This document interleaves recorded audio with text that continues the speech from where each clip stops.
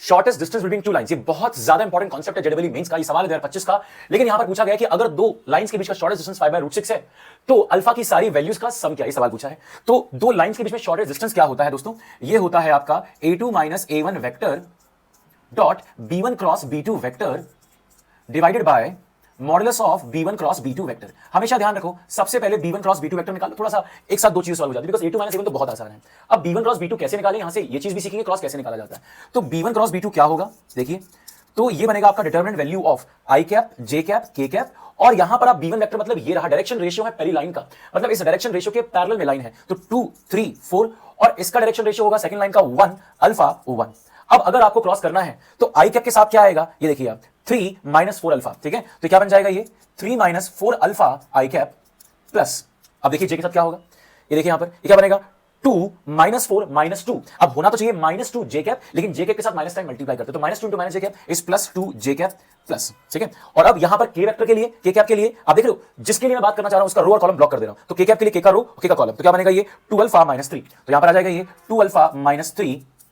k cap. अब ये हुआ b1 क्रॉस b2, इसका डिटरमिनेंट वैल्यू निकालेंगे, ओके, और उसका डॉट प्रोडक्ट भी लेंगे, वेक्टर इसका डॉट प्रोडक्ट भी लेंगे a2 - a1 के साथ। अब a2 - a1 क्या है, देखो ध्यान से, a1 वेक्टर है i cap, 2 j cap, 3 k cap, ये a1 वेक्टर हुआ, और a2 वेक्टर क्या है 0 i cap, 0 j cap and 5 k cap. तो a2 - a1 वेक्टर बनेगा दोस्तों,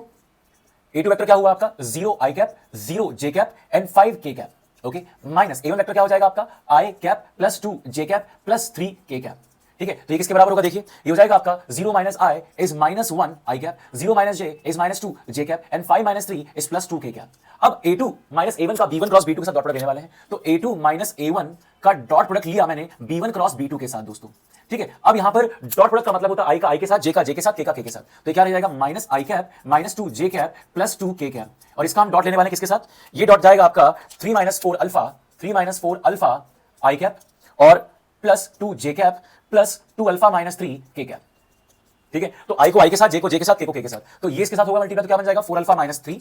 और ये इसके साथ होगा तो बनेगा -4, और ये इसके साथ बनेगा तो बनेगा 4 अल्फा -6, तो ये क्या बनेगा finally a2 - a1 dot b1 cross b2, ये बन जाएगा आपका 4 अल्फा इज 8 अल्फा, और ये बनेगा -3 - 7 इज -3 - 4 इज -7 -7 - 6 -13, और अब डिस्टेंस क्या हो जाएगा आपका a2 - a1 dot b1 cross b2 which is 8 alpha -13 divide by, नीचे क्या रहेगा दोस्तों आपका, ये जो b1 क्रॉस b2 है इसका डिटरमिनेंट वैल्यू, ये क्या बनेगा आपका, देखिए √